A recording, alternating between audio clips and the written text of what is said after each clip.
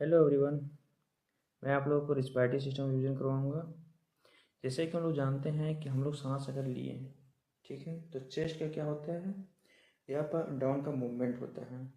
तो हम लोग जानते हैं कि होता है क्यों है, ब्रीदिंग के कारण होता है।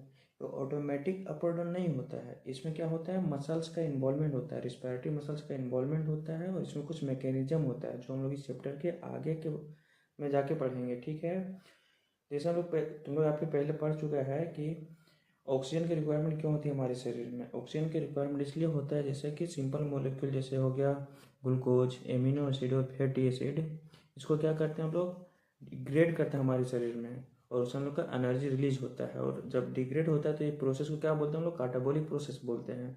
और काटाबोलिक प्रोसेस होता है तो कुछ रिलीज होता है, क्या, CO2 रिलीज होगा, जो कि हमारे शरीर के लिए क्या होता है, हार्मफुल होता है, बहुत ज़्यादा टॉक्सिक होता है। तो इसको रेगुलरली शरीर से CO2 को रिलीज करना होता है बाहर साइड, ठीक है।